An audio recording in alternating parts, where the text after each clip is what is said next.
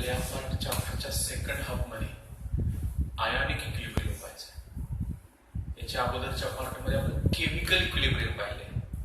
काय फरक आहे या दोन ह्याच्यात?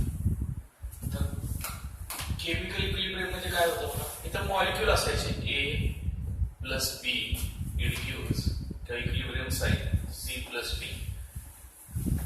These are molecules, not ions.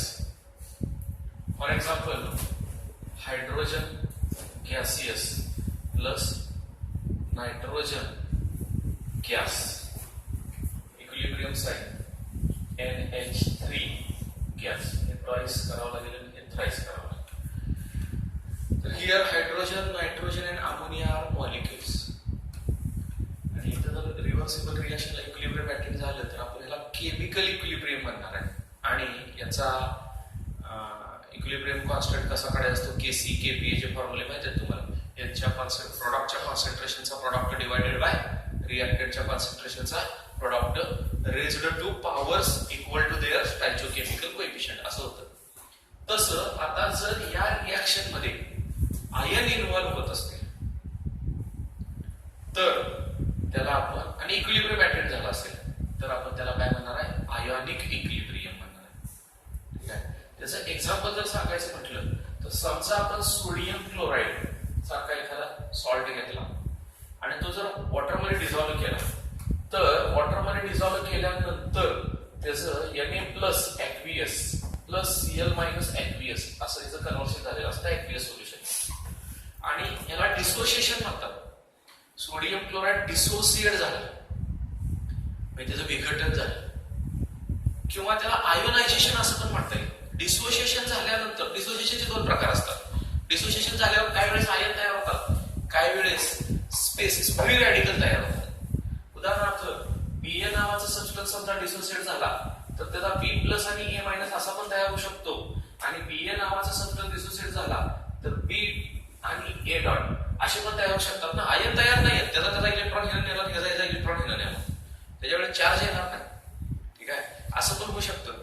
तर ह्या दोन्ही प्रोसेस डिसोसिएशनचीच आहे. कारण डिसोसिएशन म्हणजे असोसिएशनच्या विरुद्ध, असोसिएशन म्हणजे एकत्रीकरण, डिसोसिएशन म्हणजे विघटन होणे. तर these two processes are called as dissociation process. पण ह्या डिसोसिएशन मध्ये स्पेशली आयन तयार झालं म्हणून ह्या डिसोसिएशनला काय म्हणणार आहे तुम्ही? आयोनायझेशन असं पण म्हणणार.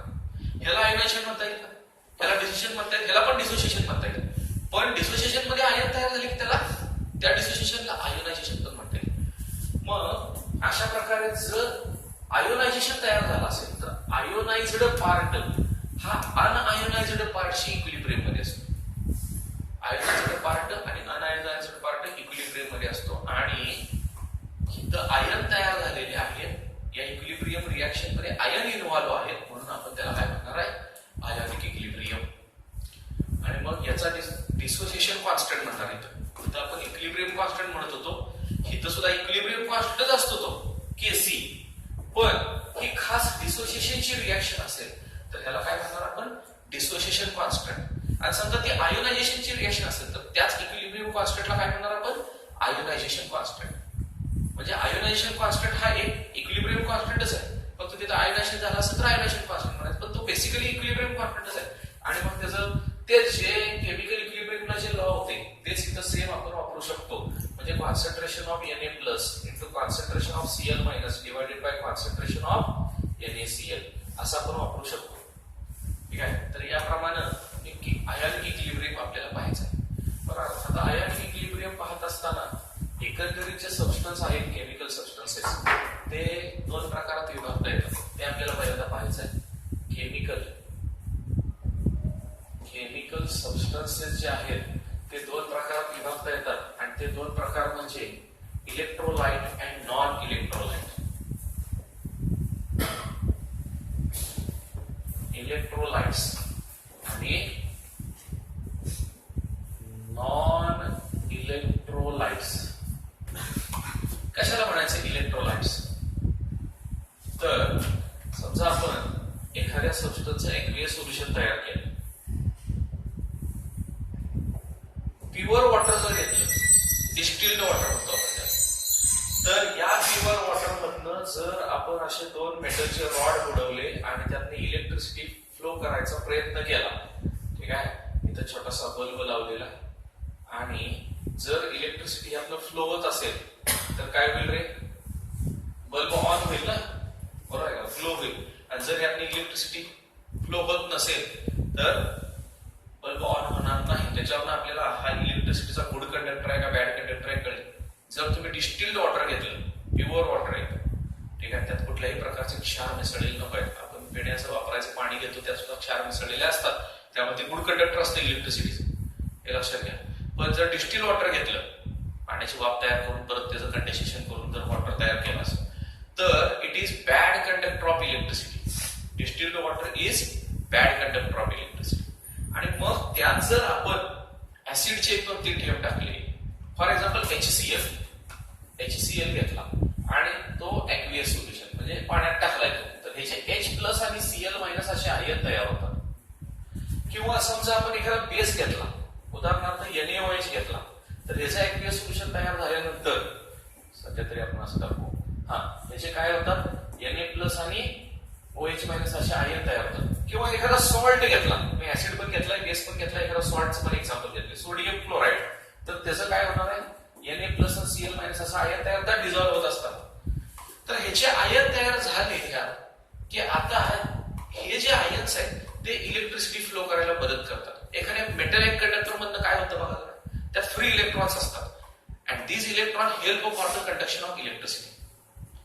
पण या इलेक्ट्रोलाइट मधून इलेक्ट्रिसिटी वाहत असताना ती जर वेगळ्या प्रकारे वाहते, ती इलेक्ट्रॉनमुळे, फ्री इलेक्ट्रॉनमुळे फ्लो होत नसते, तर ती फ्लो होते ते या आयनमुळे फ्लो होते. आता समजा ह्या Na+ आणि Cl- आयन आहेत, Na+ आणि Cl- आयन, तर काय होणार आहे? Na+ आयन जे असतात ते अर्थातच प्लस मायनस कडे जाणार आहेत. हा मायनस आहे, प्लस असेल तर एनोड म्हणायचं, निगेटिव्ह असेल तर त्याला आपण कॅथोड म्हणतोय. तर प्लस आयन जे आहेत पॉझिटिव्ह आहेत ते अर्थातच नॅचरली काय होणार आहेत रे? निगेटिव्ह टर्मिनलकडे अट्रॅक्ट होणार आहेत, तिकडे जाणार आहेत. आणि निगेटिव्ह आयन ते काय होणार आहेत? नॅचरली पॉझिटिव्ह कडे अट्रॅक्ट होणार आहेत, ठीक आहे. तर positive ion attracted towards the negative terminal, ठीक आहे. तर निगेटिव्ह टर्मिनल म्हणजे कॅथोड म्हणतो आपण त्याला, आणि ते कॅथोड कडे अट्रॅक्ट होतात म्हणून त्याला कॅटायन म्हणतात. त्याला नाव पडलेलं कॅटायन. पॉझिटिव्ह आयनला कॅटायन काय म्हणतात? तर ते कॅथोड कडे अट्रॅक्ट होतात. आणि निगेटिव्ह आयन एनोड कडे अट्रॅक्ट होतात. पॉझिटिव्ह, एनोड म्हणजे पॉझिटिव्ह, तर त्यामुळे त्याला एनायन असं नाव पडलेलं आहे. एनायन आणि कॅटायन याप्रमाणे त्यांची नाव पडलेली आहे.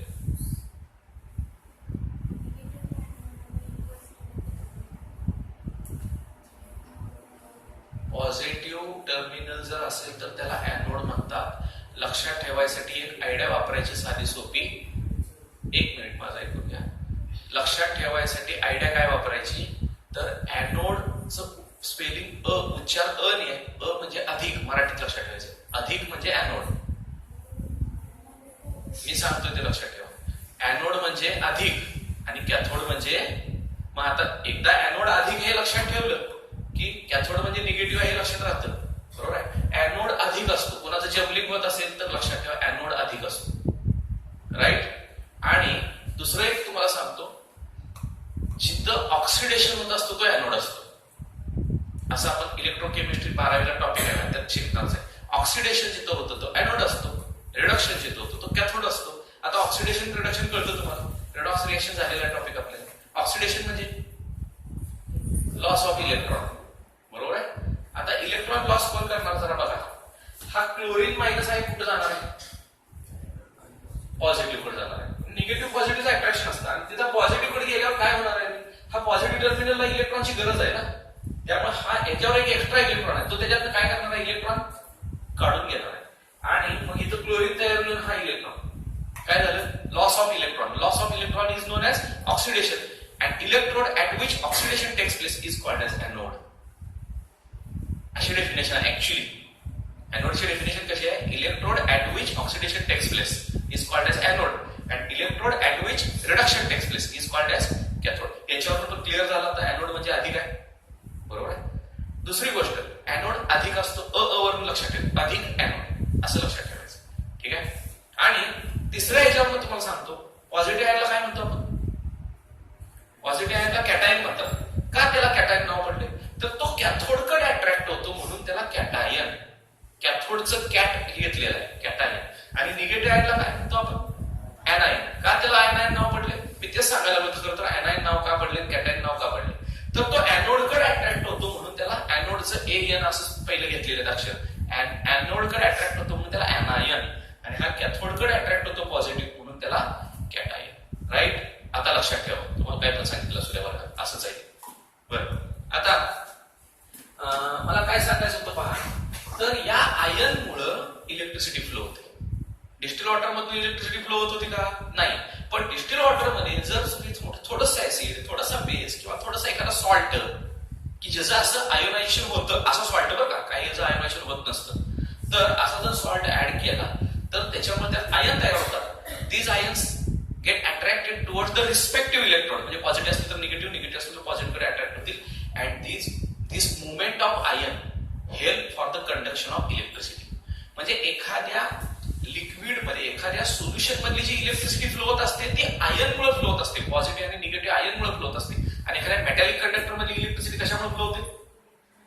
फ्री इलेक्ट्रॉन्स मुळे फ्लो होते. हा डिफरन्स आहे बरं का दोघात. ठीक आहे, हे सगळं खरं तर 12वीला इलेक्ट्रोकेमिस्ट्रीमध्ये डिटेलमध्ये पाहायचं आहे आपल्याला, आता काही गरज नाही.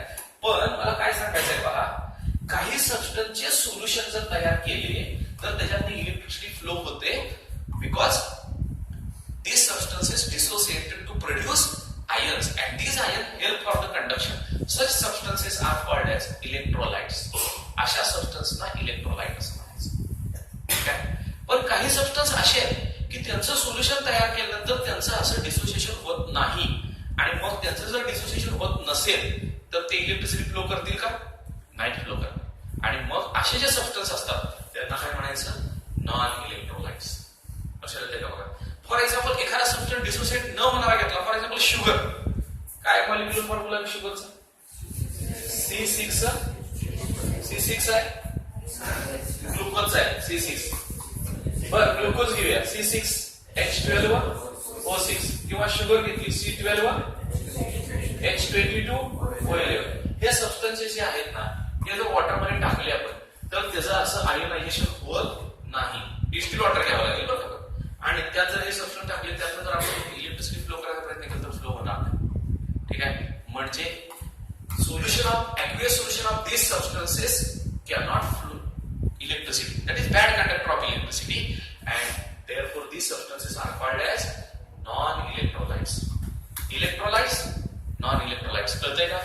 ज्यांचं aqueous solution इलेक्ट्रिसिटी फ्लो करेल ते इलेक्ट्रोलाइट झाले आणि ज्यांचं aqueous solution इलेक्ट्रिसिटी फ्लो करणार नाही ते काय झाले? नॉन इलेक्ट्रोलाइट आहे. म्हणजे ज्यांचे असे आयन तयार होतात ते इलेक्ट्रोलाइट, ज्यांचे aqueous solution मध्ये आयन तयार होणार नाही ते नॉन इलेक्ट्रोलाइट. आपल्याला आयोनिक इक्विलिब्रियमच्या दृष्टिकोनातून इलेक्ट्रोलाइटचा अभ्यास करायचा. इलेक्ट्रोलाइट लागणार आहेत कारण आपण आयोनिक इक्विलिब्रियम कशाला म्हणतोय? आयन तयार झाले तरच ना, बरोबर आहे का? म्हणून आपल्याला इलेक्ट्रोलाइट लागणार. आता इलेक्ट्रोलाइट्सचे परत दोन प्रकार. ह्या इलेक्ट्रोलाइटचे परत दोन प्रकार आहेत आणि ते दोन प्रकार म्हणजे स्ट्रॉंग इलेक्ट्रोलाइट्स आणि वीक इलेक्ट्रोलाइट्स. स्ट्रॉंग आणि वीक. स्ट्रॉंग इलेक्ट्रोलाइट कशाला म्हणायचं? जर आपण एखाद्या इलेक्ट्रोलाइट, आता इलेक्ट्रोलाइटच घ्यायचं म्हणजे ज्याचं डिसोसिएशन होऊन आयन तयार होणार आहेत असा सबस्टन्स असेल ना, आणि तो सबस्टन्स इथं वॉटरमध्ये डिझॉल्व्ह केल्यानंतर फॉर एक्झाम्पल आपण NaCl घेतला आणि त्याचं aqueous सोल्युशन जर तयार केलं तर ऑलमोस्ट काही जे जवळजवळ सगळे मॉलिक्यूल काय होतात? Na+ आणि Cl- मध्ये कन्वर्ट होतात. जवळजवळ सगळे मॉलिक्यूल. म्हणजे समजा तुम्ही 100 मॉलिक्यूल घेतले असतील तर त्यातले जवळजवळ 99 मॉलिक्यूल असे Na+ आणि Cl- मध्ये रूपांतर झाले. एखादा दुसराच मॉलिक्यूल काय झालेला असतो? तसाच थांबलेला असतो, अनडिसोसिएटेड झालेला असतो. आणि मग असं असेल तर आपण त्याला काय म्हणणार आहोत? Strong electrolyte. कारण आयन भरपूर तयार झाले, तो डिसोसिएट भरपूर प्रमाणात झाला, बरोबर आहे. आणि त्यामुळे इलेक्ट्रिसिटी पण काय करेल? जास्त प्रमाणात फ्लो करेल. आणि मग असं जर इलेक्ट्रोलाइट असेल तर आपण त्याला स्ट्रॉंग इलेक्ट्रोलाइट असं म्हणणार आहे. त्याच्या उलट काही सबस्टन्सेस, काही इलेक्ट्रोलाइट अतिशय कमी प्रमाणात डिसोसिएट होतात.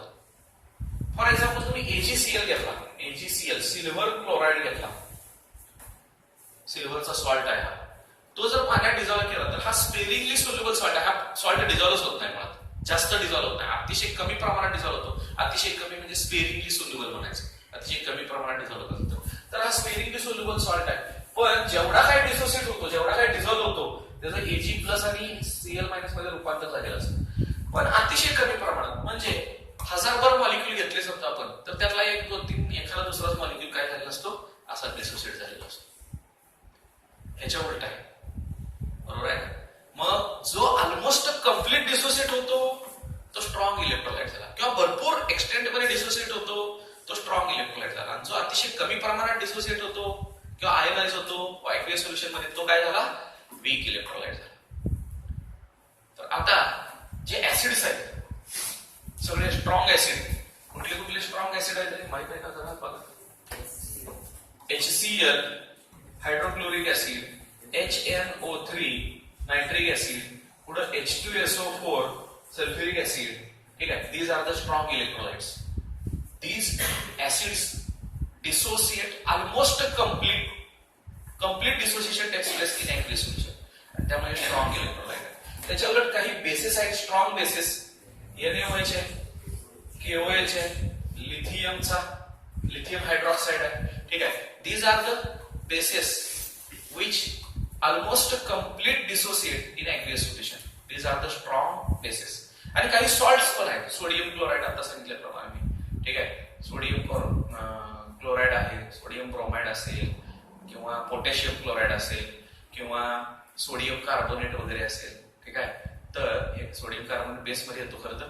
पण हे जे सॉल्ट्स आहेत काही, ते सुद्धा स्ट्रॉंग इलेक्ट्रोलाइट आहेत. ठीक आहे, तर हे स्ट्रॉंग इलेक्ट्रोलाइट म्हणजे जे डिसोसिएट भरपूर प्रमाणात होतात, आणि वीक इलेक्ट्रोलाइट म्हणजे कमी प्रमाणात डिसोसिएट होतात. अशा प्रकारे आपल्याला इलेक्ट्रोलाइट, नॉन इलेक्ट्रोलाइट आणि इलेक्ट्रोलाइट मध्ये परत स्ट्रॉंग आणि वीक अशा प्रकारे आपल्याला त्याचे क्लासिफिकेशन करता येतं. त्याच्यानंतर एक अतिशय महत्वाचं असं टर्म आहे जे या चॅप्टरच्या दृष्टिकोनातून 12वीला सुद्धा तुम्हाला लागणार आहे, ते म्हणजे डिग्री ऑफ डिसोसिएशन. हा चॅप्टर पूर्ण बाकीचा राहिलेला कळायचा असेल तर तुम्हाला डिग्री ऑफ डिसोसिएशन म्हणजे कळलं पाहिजे. डिग्री ऑफ डिसोसिएशन अल्फा या लेटरने दाखवला जातो. Degree of dissociation, degree of dissociation कशाला म्हणायचं बघा. समजा आपण एखादं एक्वियस सोल्युशन तयार करणार आहे, त्यात आपण AB नावाचा एखादा सबस्टन्स टाकला. AB म्हणजे आपण BA घेणार आहोत जास्त वेळा. तर BA नावाचा एखादा इलेक्ट्रोलाइट, आता आपल्याला नॉन इलेक्ट्रोलाइट लागायचंच नाही पुढे या चॅप्टर मध्ये. इलेक्ट्रोलाइट टाकला म्हणजे तो काय होणार आहे, कमी होईल जास्त होईल, पण त्याचं काय होणार आहे, डिसोसिएशन होणारच आहे.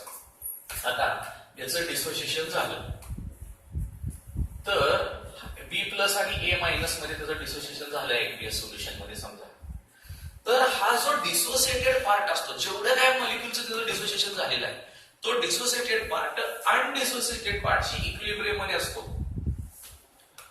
जर तो इक्विलिब्रियम मध्ये असेल तर असं चिन्ह वापरणार आहे. म्हणजे ऍक्च्युअली काय झालं असतं, समजा यातले 100 मॉलिक्युल आपण टाकले त्या पाण्यात. ठीक आहे, असं एक उदाहरण घेऊया आपण. त्या 100 पैकी समजा एक 60 मॉलिक्युल किंवा 70 मॉलिक्युल असं त्याचं आयनायझेशन झालं.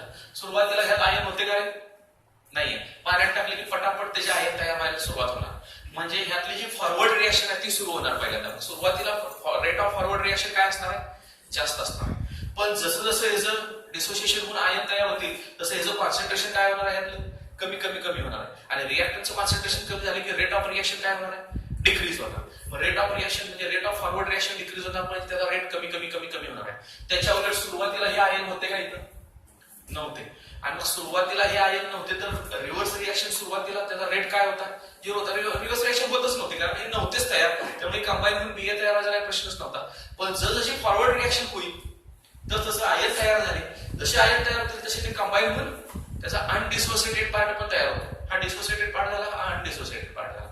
आणि याच्यापासून इकडे पण रिएक्शन सुरू होते, पण सुरुवातीला त्याचा रेट 0 असतो.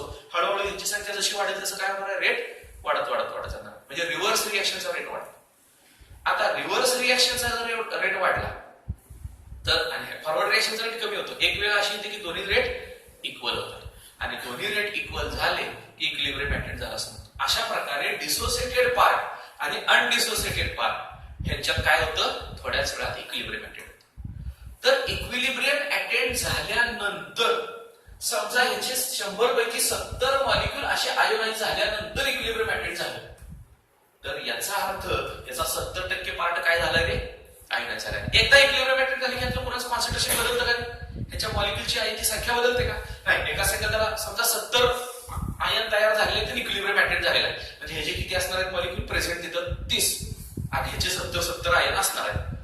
त्यावेळेस दोन्ही जर इक्वल आहे, म्हणजे समजा त्यावेळेस ही रिएक्शन सुरूच आहे, त्यावेळेस 10 इकडे जात आहेत आणि हे 10 कंबाईन न्यायचे आहेत, म्हणजे हे 70 चे काय होणार आहेत 80 होणार आहेत, पण त्याच वेळी ह्यातले 10 इकडे जाणार आहेत, म्हणजे परत काय होणार आहे 70च राहणार आहे, म्हणजे त्याची संख्या काय राहिली परत आहे तशी, म्हणजेच कॉन्सन्ट्रेशन म्हणायचं केमिस्ट्रीच्या भाषेत आपल्याला. तर एकदा काय इक्विलिब्रियम अटेंड झाले की त्याचं कॉन्सन्ट्रेशन काय झालं फिक्स आहे, बरोबर आहे. आणि मग इक्विलिब्रियम अटेंड झाल्यानंतर याचा किती पार्ट डिसोसिएट झालेला आहे, तर 70%. कारण घेताना 100 घेतले होते त्यातले 70 आयोनाइज झालेत, म्हणजे 70% म्हणू शकतो ना आपण सरळ टक्केवारीमध्ये. तर जेवढा काय याचा पार्ट घेतला होता त्याच्या 70% पार्ट डिसोसिएट झाला, म्हणून ह्याचा degree of dissociation, degree of dissociation या शब्दाचा अर्थ काय बघा, डिग्री ऑफ डिसोसिएशन किती प्रमाणात डिसोसिएट झाला ते मोजणारी क्वांटिटी म्हणजे degree of dissociation. Extent of dissociation किती प्रमाणात तो सबस्टन्स डिसोसिएट होतो हे सांगणारी क्वांटिटी म्हणजे डिग्री ऑफ डिसोसिएशन. मग ह्याचा जर 70 पार्ट तिकडे गेला असेल आणि इक्विलिब्रियम अटेंड झाला असेल तर याचा डिग्री ऑफ डिसोसिएशन किती झाला 70%. समजा याचा 95 पार्ट तिकडे गेला असेल आणि इक्विलिब्रियम अटेंड झालं तर याचा डिग्री ऑफ डिसोसिएशन किती आहे 95% आहे. समजा याचा 10% फक्त तिकडे गेला असेल आणि इक्विलिब्रियम अटेंड झालं, कसं पण अटेंड होऊ शकतं ना, तर याचा डिग्री ऑफ डिसोसिएशन काय आहे 10% आहे. टक्केवारी एक सांगतोय आपण, साध्या पद्धतीने पण सांगू शकतो, मोल्स पर लिटर मध्ये पण सांगू शकतो, कसं सांगायचं सांगतो मी तुम्हाला. पण ज्याचा डिग्री ऑफ डिसोसिएशन जास्त असेल तो काय झाला मग स्ट्रॉंग इलेक्ट्रोलाइट झाला, आणि ज्याचा डिग्री ऑफ डिसोसिएशन कमी असेल तो काय झाला वीक इलेक्ट्रोलाइट झाला. कसं येते का बघा, तर स्ट्रॉंग इलेक्ट्रोलाइटचा डिग्री ऑफ डिसोसिएशन जास्त असतो आणि वीक इलेक्ट्रोलाइटचा डिग्री ऑफ डिसोसिएशन कमी असतो. आता डिग्री ऑफ डिसोसिएशन ची डेफिनेशन बघायची आपल्याला. मी आता टक्केवारीत बोललो, लवकर समजायला सोपं जाते म्हणून टक्केवारीच्या स्वरूपात सांगितलं. समजा हा 1 मोल घेतलाय आपण, हा सबस्टन्स 1 मोल किंवा 1 मोल पर लिटर असं घेतलेला आहे, सध्या आपण लिटरचं बोलायला 1 मोल घेतलाय, तर याचा काही पार्ट त्यात जाणार आहे ना. समजा ह्यातला 0.2 एवढा पार्ट तिकडे गेला असं समजूया, तर हा किती राहणार नाही, 1 मोल पैकी 0.2 पार्ट एवढा गेला तर हा किती शिल्लक राहणार 1 मायनस 0.2 म्हणजे 0.8 एवढा शिल्लक राहिला. पण ह्याच्या एकापासून ह्याचा एक आणि ह्याचा एकच तयार होतो, म्हणजे हा पण 0.2 तयार होणार आहे, हा पण 0.2 तयार होणार आहे, बरोबर आहे. आणि इक्विलिब्रियम अटेंड झालं, इक्विलिब्रियम अटेंड झाल्यानंतर मोजणं गरजेचं आहे, कारण इक्विलिब्रियम अटेंड होण्यापूर्वी प्रोसेस सुरू असते, कॉन्सन्ट्रेशन त्याचे कमी जास्त होत असतात, बरोबर आहे. इक्विलिब्रियम अटेंड झाले की प्रत्येकाचे कॉन्सन्ट्रेशन फिक्स राहतील, कॉन्स्टंट राहतील, आणि त्यावेळेस याचा 1 मोल पैकी किती फ्रॅक्शन, कारण 1 मोलचा काही पार्टच असणार आहे ना तो, हा समजा 1 मोल घेतला तिकडे 1.5 मोल गेला असं होईल का, तर त्या 1 मोलचा काही पार्टच असणार आहे म्हणून त्याला फ्रॅक्शन म्हणतात, फ्रॅक्शन. तर ह्याच्या जेवढे काही नंबर ऑफ मोल्स घेतले होते त्याचा किती फ्रॅक्शन डिसोसिएट झालेला आहे किंवा आयोनाइज झालेला आहे कधी इक्विलिब्रियम अटेंड झाल्यानंतर, त्यालाच या सबस्टन्सचा काय म्हणायचं डिग्री ऑफ डिसोसिएशन. तर degree of dissociation of electrolyte, of an electrolyte, कारण इलेक्ट्रोलाइटच असं होणार आहे, बरोबर आहे. Degree of dissociation of an electrolyte can be defined as it is the fraction of total number of moles, total जेवढे काही तुम्ही नंबर ऑफ मोल घेतले त्याचा किती पार्ट डिसोसिएट झालेला आहे त्याच्या आयन मध्ये, ठीक आहे. पण कधी at equilibrium. Degree of dissociation can be defined as it is the fraction of total number of moles of an electrolyte that is dissociated in its ion at equilibrium. At equilibrium म्हणणं गरजेचं आहे. Definition मला एक शब्द जर विसरला तर सगळं त्याचं मिनिंग चेंज होतो बरं किंवा 0 मार्क पडतील त्याला. तर degree of dissociation of electrolyte can be defined as it is the fraction of total number of moles. It is the fraction of moles किंवा total number of moles that is dissociated in its ion at equilibrium. अर्थात at given temperature म्हटलं तर चालतं, कारण temperature बदललं की ते change होत असतं, ठीक आहे. त्यामुळे टेम्परेचर त्यावेळेस फिक्स असावं लागतं, एक कुठलं तर गिवन टेम्परेचर पाहिजे. म्हणजे डिग्री ऑफ डिसोसिएशन म्हणजे काय आहे, तुम्ही 1 मोल समजा सबस्टन्स घेतला तर त्याच्यातला किती फ्रॅक्शन इक्विलिब्रियम अटेंड झाल्यानंतर त्याचा किती फ्रॅक्शन असा आयन मध्ये कन्वर्ट झालेला आहे त्याचा आपण डिग्री ऑफ डिसोसिएशन असं म्हणायचं.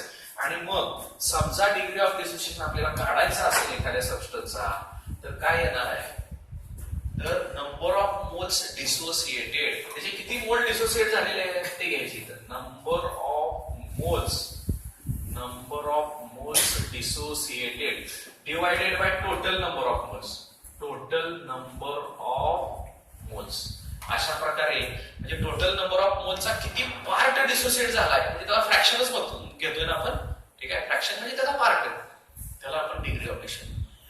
आणि मग आता सांगा, समजा आपल्याकडे सबस्टन्स 1 मोल नाही, 10 मोल, 2 मोल, 3 मोल, 4 मोल किती पण घेतला तर आपण टोटल नंबर ऑफ मोल्स काय घेतले तरी चर्चा घेतली. समजा 4 मोल पैकी 1.5 मोल तिकडे गेला, हा राहिला किती 2.5 मोलच राहिला. पण मग 4 पैकी 1.5 पार्ट असं घेणार ना, इथं 1.5 पार्ट आला, इथे 4 पार्ट आला. पण परत भागाकार करताना कॅल्क्युलेशन करताना आपण पूर्ण भाग तोडल्यावर शेर किती राहणार आहे, 1 राहणार. पूर्ण भाग तोडल्यावर डिनॉमिनेटर किती राहिला, 1 राहिला. म्हणजे शेवटी आपण अल्फा मोजतोय म्हणजे काय मोजतोय, हा सबस्टन्स 1 मोल घेतला असता त्याचा किती पार्ट त्याचा आयोनाइज झाला किंवा डिसोसिएट झाला हेच मोजतोय ना आपण. बरोबर. म्हणजे तुम्ही म्हणा प्रत्येक सबस्टन्स काय 1 मोलच घ्यायचा का, किती पण मोल घ्या ना, त्या फॉर्म्युला टाकले की शेवटी भागाकार केल्यावर शेजारी किती येणार आहे, 1 येणार आहे. म्हणजे 1 मोल पैकी किती पार्ट त्याचा डिसोसिएट झाला इक्विलिब्रियम अटेंड झाल्यानंतर ते मोजणारी क्वांटिटी म्हणजे अल्फा आहे. अल्फाची नुसती व्याख्या पाठासून उपयोग नाही, ते समजलं पाहिजे त्याचा अर्थ काय आहे, तरच आपल्याला पुढे कळणार आहे चॅप्टर, नाहीतर नाही कळणार. गणित पण तरच सोडवता येतील, नाहीतर नाही सोडवता येत.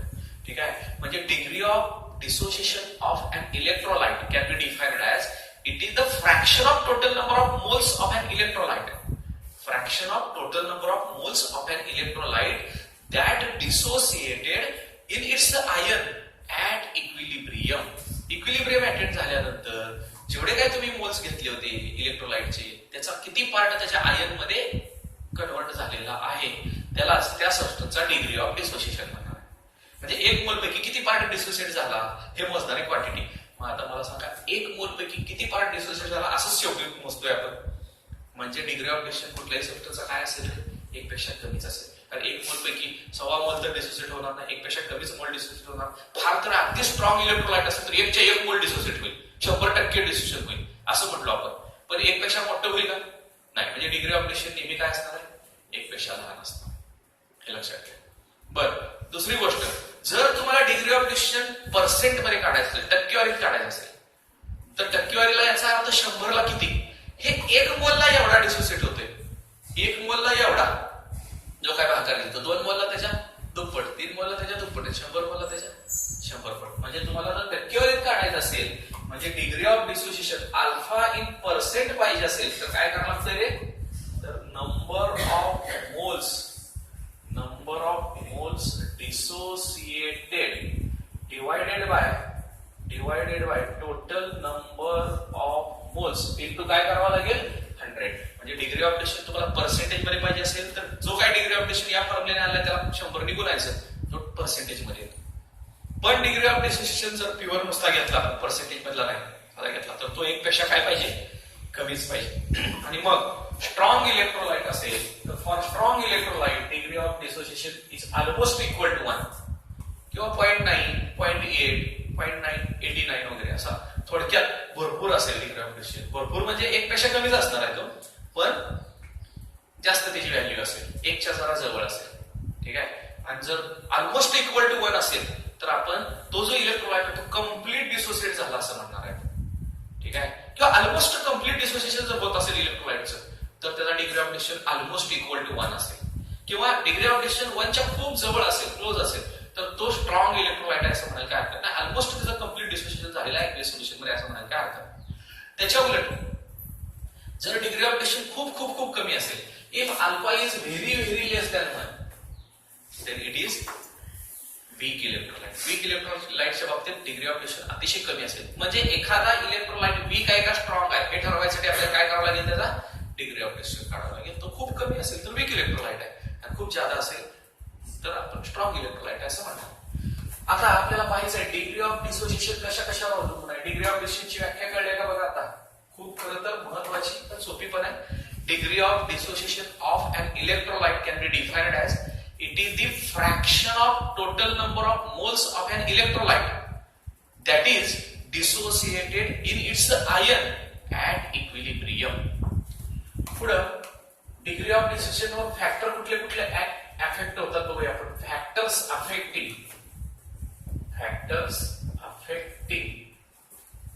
On degree of dissociation.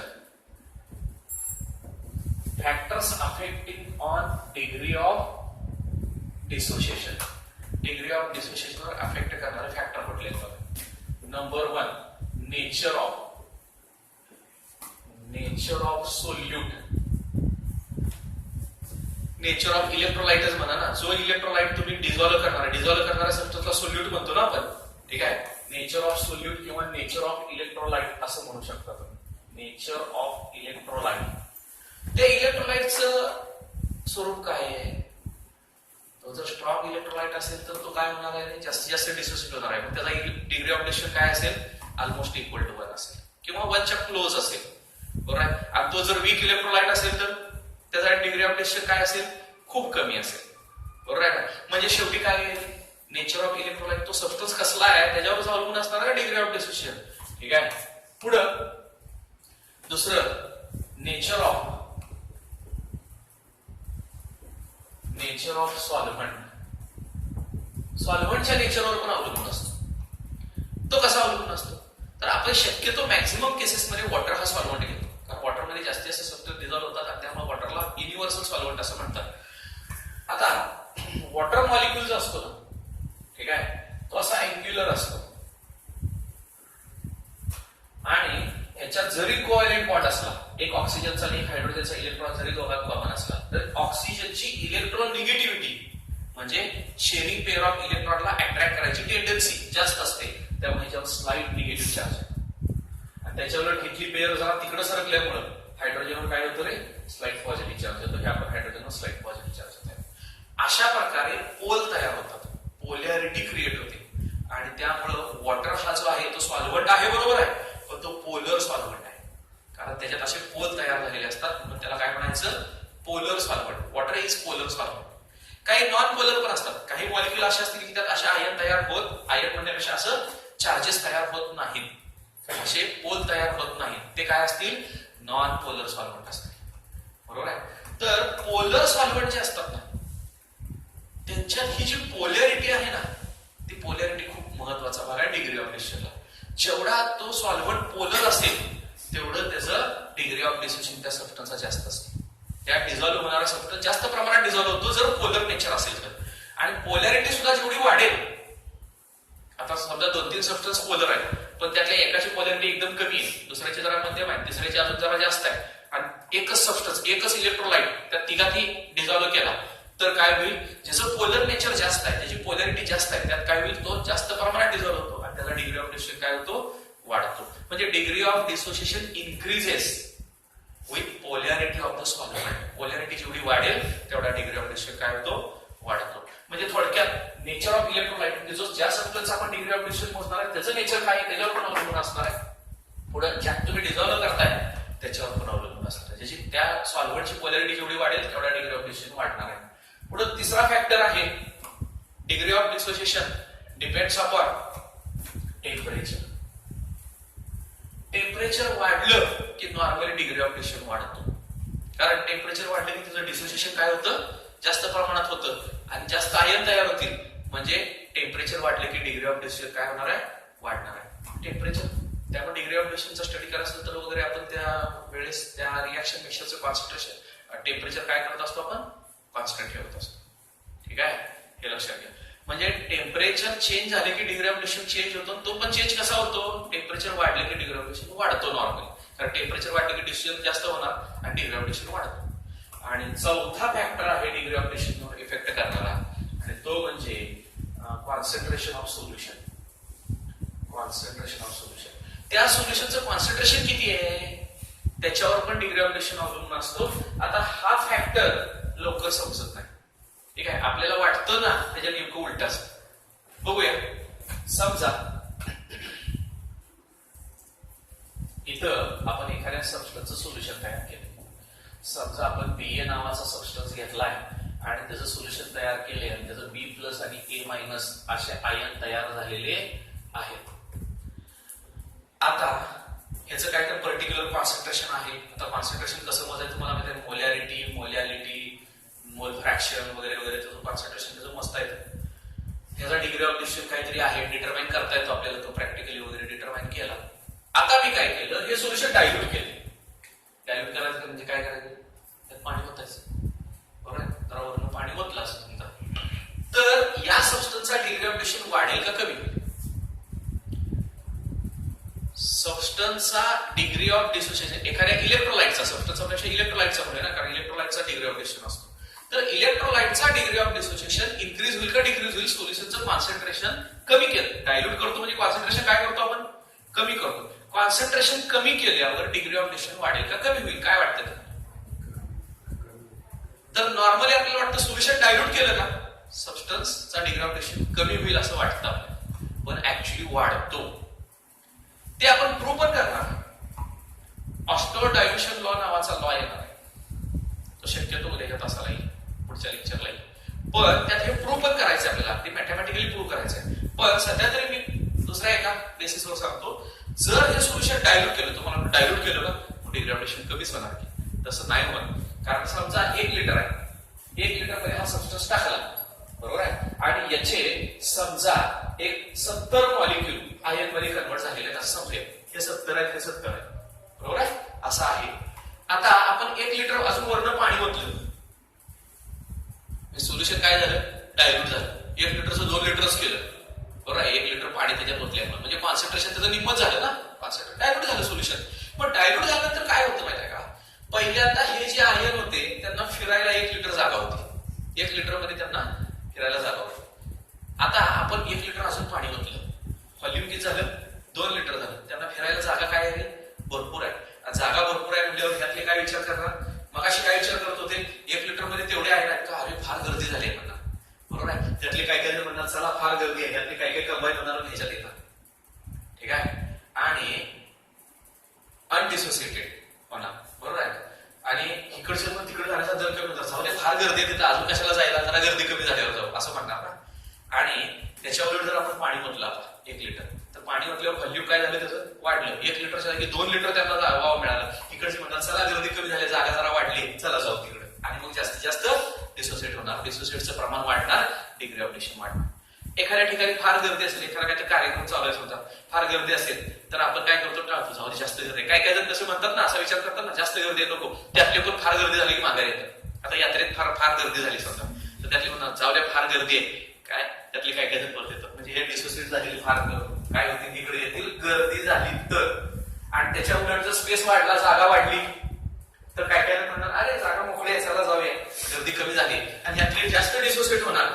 जागा वाढवतो म्हणजे आपण डायल्यूट करतो ना, पाणी जर ओतलं तर डायल्यूट होणार, डायल्यूट होणार म्हणजे स्पेस वाढवतो आपण, आणि त्यामुळे जास्तीत जास्त आयन परत डिसोसिएट व्हायला मदत होते, म्हणजे डिग्री ऑफ डिस्ट्रिब्युशन वाढवतो. हे मी आपलं जस्ट लॉजिकली तुम्हाला सांगितलं, मॅथमॅटिकली प्रूव्ह करायचं आपल्याला. सोल्युशन डायल्यूट केला असता त्याचा डिग्री ऑफ डिस्ट्रिब्युशन वाढतो, म्हणजे degree of dissociation is inversely proportional to concentration. Concentration कमी केलं की डिग्री ऑफ डिस्ट्रिब्युशन वाढणार आहे, ठीक आहे.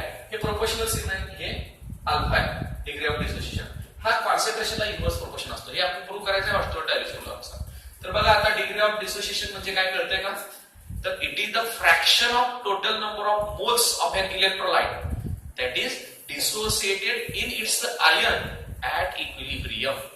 इक्विलिब्रियम अटेन झाल्यानंतर एखाद्या इलेक्ट्रोलाइटचा किती पार्ट डिसोसिएट झालेला आहे त्याच्या आयन मध्ये, त्यालाच आपण त्याला डिग्री ऑफ डिसोसिएशन असं म्हणतो. बघा लक्षात, डिग्री ऑफ डिसोसिएशन अतिशय महत्वाचं टर्म. आता या चॅप्टर मध्ये पुढे जायचं आहे आपल्याला, पुढचं आर्टिकल घ्यायचं आहे, ते म्हणजे ऍसिड बेसच्या थिअरी आहे. एखाद्या सबस्टन्सला ऍसिड कशाला म्हणायचं, कुठल्या सबस्टन्सला ऍसिड म्हणायचं, आणि कुठल्या सबस्टन्सला बेस म्हणायचं. ह्याच्या काही थिअऱ्या झालेल्या आहेत तुम्हाला 10वी पर्यंत, ठीक आहे. त्याच्या काही थिअऱ्या झालेल्या आहेत, त्याला क्लासिकल थिअरी असं म्हणतात. Classical theory of acids and bases. According to classical theory acid is a substance. जर आपण पहिल्यांदा रिव्हिजन करू क्लासिकल थिअरीची, ऍसिड म्हणजे काय असतं आणि बेस म्हणजे काय असतं, कसं ओळखणार एखाद्या सबस्टन्स ऍसिड आहे काय बेस आहे. काय काय आहे त्याचे क्रायटेरिया साधारण?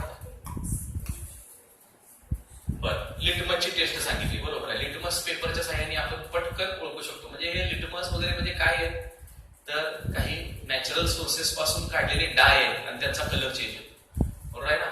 तर फॉर एक्झाम्पल ऍसिड मध्ये कसला लिटमस कसला होतो रे? ब्ल्यू रेड होतो नक्की. आणि बेस मध्ये काय होतं? रेडचा ब्ल्यू होतो. ऍसिड मध्ये लिटमसचा कलर रेड असतो, एवढं लक्षात ठेवायचं. रेड बुडवला तर रेडच राहणार आणि ब्ल्यू बुडवला तर रेड होणार. कारण ऍसिड हे डेंजर असतात आणि डेंजर साठी कलर रेड असतो, असं लक्षात ठेवायचं. जमलिंग होतं ना बऱ्याच जणांचं, कसला लिटमस कसला. तर ऍसिड डेंजरस असतात, डेंजर साठी रेड कलर असतो. म्हणजे ऍसिड मध्ये कसला लिटमस बुडवणार त्याचा कलर रेडच असणार. रेड बुडवला तर रेडच राहणार, ब्ल्यू टिप केला तर रेड होणार. आणि मग ऍसिड मध्ये जर रेड असेल तर बेस मध्ये काय असणार? ब्ल्यू असणार, असं लक्षात ठेवायचं. तर ऍसिड कुठल्या सबस्टन्सला म्हणणार आपण? ज्याच्यात लिटमस ब्ल्यूचा रेड होतो तो ऍसिड झाला. आणि त्याच्यावर बेस कशाला म्हणणार आहे? रेडचा ब्ल्यू होतो लिटमस, त्याला आपण बेस म्हणणार आहे, बरोबर आहे. पुढं दुसरे एखादे टेस्ट. बर, टेस्ट वरून ऍसिडचा sour to test, that is आंबट टू टेस्ट. बरं, ऍसिड हे आंबट लागतात. आता लिंबू आंबट लागतं कारण त्यात सायट्रिक ऍसिड असतं, किंवा ऍसिड जे असतात, दही आंबट लागतं, ठीक आहे. दही, बटर मिल्क किंवा कर्ड वगैरे आंबट लागतं कारण त्यात ऍसिड असतं, ठीक आहे. त्याच्या उलट बेसेस आर बिटर टू टेस्ट, दॅट इज तुरट लागतं, तुरट, बरोबर आहे. बरोबर आहे. आवळा किंवा साबण वगैरे खाऊन बघितला कधी? खाऊ नका, पण तो तुरट लागतो, ठीक आहे. कारण त्यात बेस असतो म्हणून तुरट लागतो. मी काय खाऊन बघितलं म्हणून सांगत नाही. आणि त्यात बेस असतो म्हणून तो तुरट लागतो. खाऊ नका कारण डिसेंट्री लागेल. बर, पुढं ऍसिड. अजून एखादी टेस्ट. कशाला ऍसिड म्हणायचं? पीएचचं मला सांगू नका आत्ताच. पीएचचं तुम्हाला झालंय बरा, पण ते क्लासिकल थिअरी मध्ये येत नाही. ते शिकायचं आपल्याला पुढे. तर पीएच पीओएच वर ऍसिड कसं ओळखायचं वगैरे. अजून बस एवढंच आहे.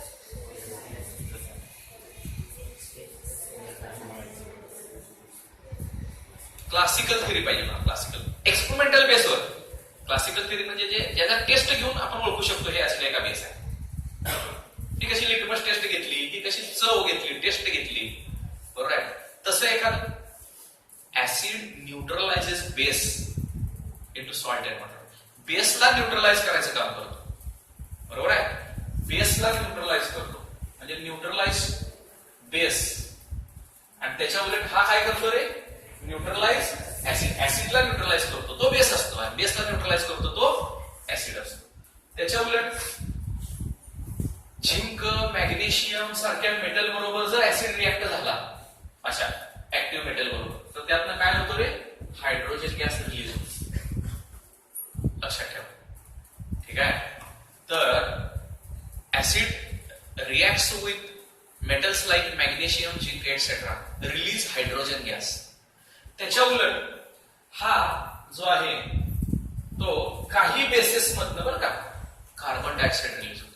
सगळ्यातूनच नाही, पण कार्बोनेट्स वगैरे जे असतात ना त्याच्यातून काय होतो? कार्बन डायऑक्साईड रिलीज होतो. पुढे अजून एखादी सांगता येईल टेस्ट.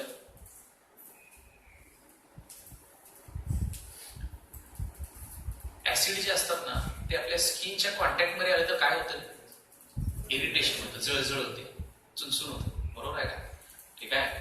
त्याच्या उलट बेसेस जर आपल्या स्किनच्या कॉन्टॅक्ट मध्ये आले तर आपल्याला एकदम सॉफ्ट असं लागतं, बुळबुळीत लागतं. साबणाचं पाणी, शॅम्पूचं पाणी तयार केलं किंवा साबण सुद्धा भिजवला तर काय होतं रे?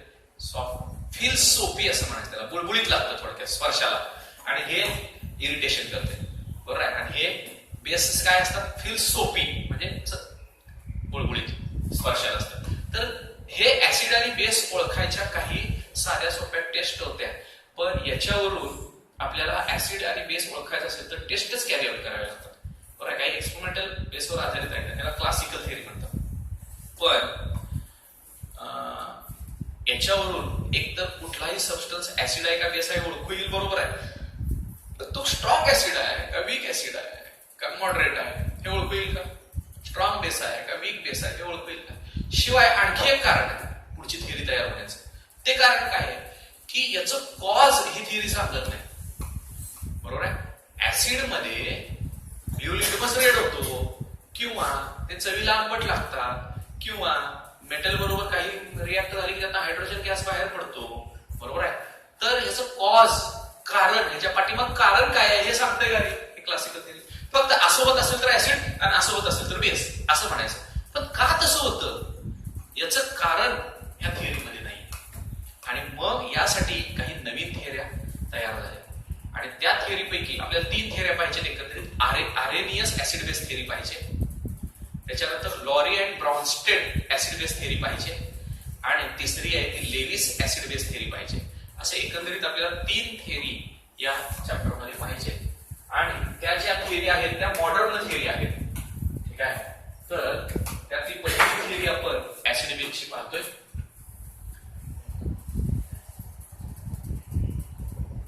Arrhenius theory. आरेनियस या सायंटिस्टने ही थिअरी मांडलेली आहे, आणि एकदम सिंपल अशा डेफिनेशन्स त्यानं दिलेल्या आहेत. According to Arrhenius, acid is a substance which contain hydrogen and which produce H plus ion in aqueous solution. आरेनियसच्या थिअरीनुसार ऍसिड हा असा सबस्टन्स आहे की ज्यात हायड्रोजन असतो, आणि जर त्याचं ऍक्वियस सोल्युशन तयार केलं तर तो H प्लस आयन तयार करतो.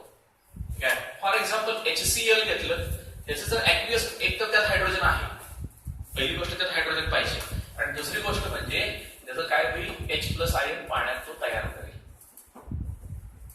बाकीचे कुठले काय तयार नाही, H प्लस आयन तयार झाला ना तो ऍसिड असला पाहिजे. म्हणजे आरेनियस थिअरीनुसार किती सोपी डेफिनेशन ऍसिडची. According to Arrhenius theory, acid is a substance which contain hydrogen and produce H plus ion in aqueous solution. H plus ion लाच प्रोटॉन असं म्हणतात. का?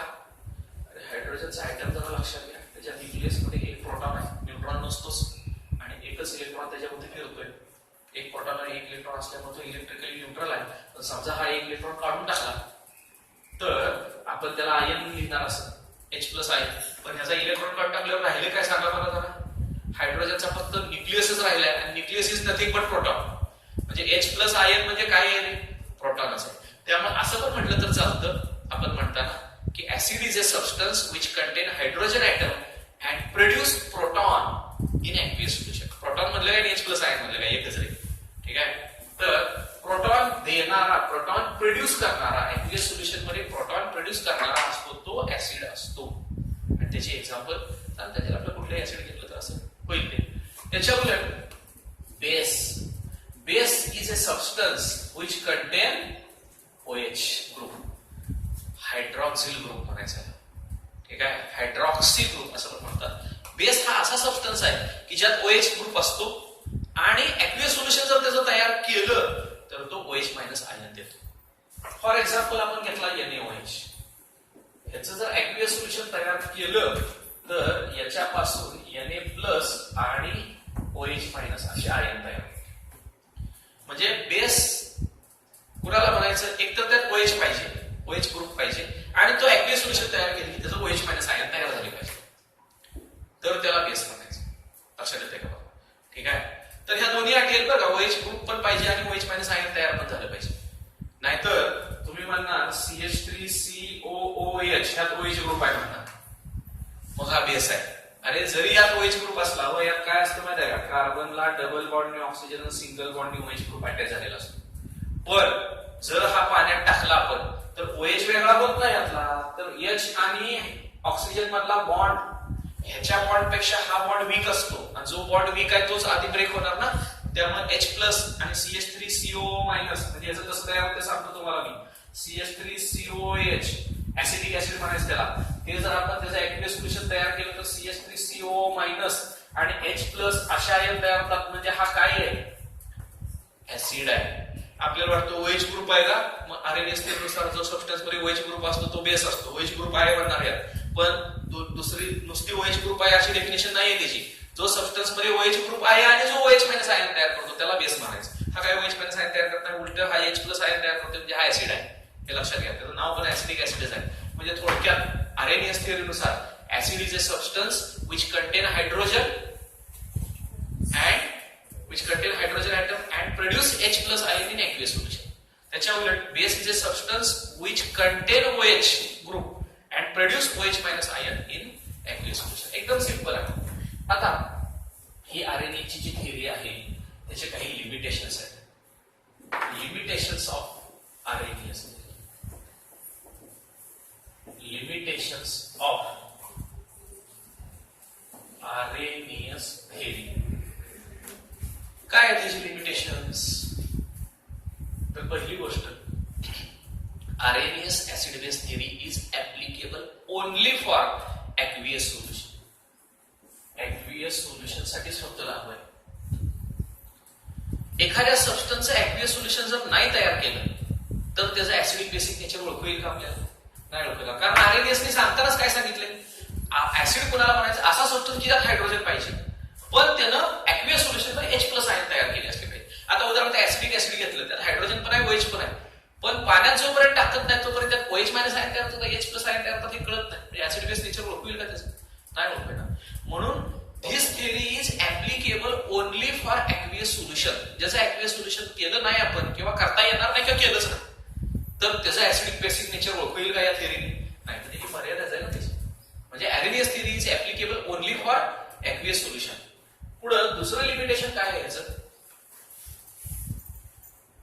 Arrhenius theory नुसार काही सबस्टन्स ऍसिडिक असून सुद्धा त्याचं नेचर ओळखू येत नाही. उदाहरणार्थ HCl गॅस. HCl हा नॅचरली गॅस आहे बरं. हे लक्षात घ्या. बऱ्याच जणांना आपल्याला केमिस्ट्रीच्या लॅबमध्ये आपण HCl बॉटलमध्ये बघितलं असतं हायड्रोक्लोरिक ऍसिड, बरोबर आहे ना. त्यामुळे आपल्याला हा पक्का गैरसमज असतो की HCl लिक्विड आहे. ऍक्च्युअली HCl नॅचरली काय आहे? गॅस आहे. तो पाण्यात डिझॉल्व्ह केल्यावर त्याचा हायड्रोक्लोरिक ऍसिड तयार होतो. ह्याला हायड्रोजन क्लोराईड म्हणतात आणि हा पाण्यात डिझॉल्व्ह केल्यानंतर त्याचा हायड्रोक्लोरिक ऍसिड तयार होतो. हे लक्षात ठेवा. पण नॅचरली हा काय आहे? गॅस आहे.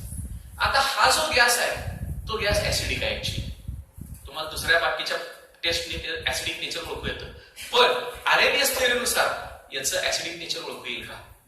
कारण Arrhenius theory काय म्हणते, aqueous सोल्युशन ऍसिड कधी म्हणायचं त्याचं aqueous सोल्युशन तयार केलं तरच तो ऍसिडिक नेचर दाखवेल. म्हणजे H प्लस आयन तयार करेल आणि Arrhenius theory नुसार तो ऍसिड होईल.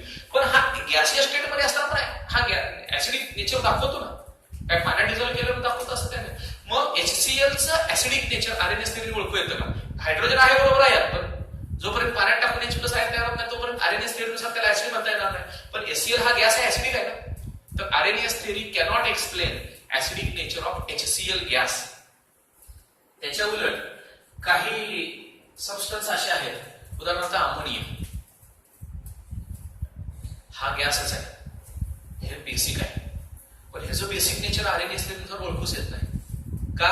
तर जोपर्यंत त्याचं तुम्ही सोल्युशन तयार करत नाही तोपर्यंत काय होणार नाही, त्याचं बेसिक नेचर ओळखू येणार नाही Arrhenius theory नुसार. पण अमोनिया गॅसियस स्टेट मध्ये असताना बेसिक नेचर दाखवतो ना.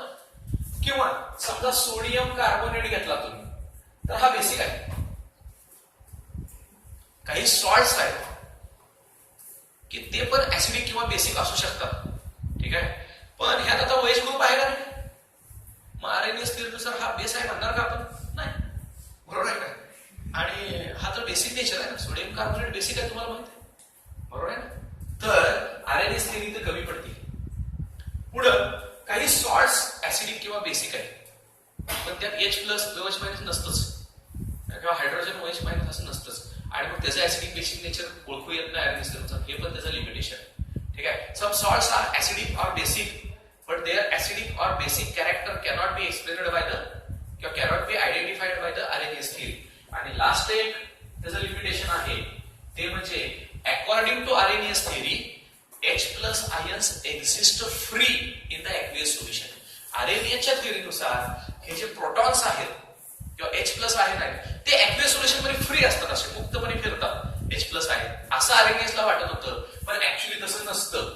काय होतं माहिती आहे का, हे जे H प्लस आयन आहेत ना पाण्यामध्ये असलेले ते पाण्याच्या मॉलिक्यूलला अटॅच होतात, पाण्याच्या मॉलिक्यूल बरोबर रिॲक्ट होतात आणि त्याचा H3O प्लस असा आयन तयार होतो. हा याला अटॅच झाल्यावर H2 आयन घेतला एक ना H3O प्लस असा हायड्रोनियम आयन म्हणायचा. ह्याला काय म्हणायचं, हायड्रोनियम आयन. तर पाण्यामध्ये H प्लस आयन कधीच असे एकटे नसतात, ते कायम काय झालेले असतात, पाण्याच्या मॉलिक्यूल बरोबर रिॲक्ट झालेले असतात. पाण्याच्या मॉलिक्यूल बरोबर रिॲक्ट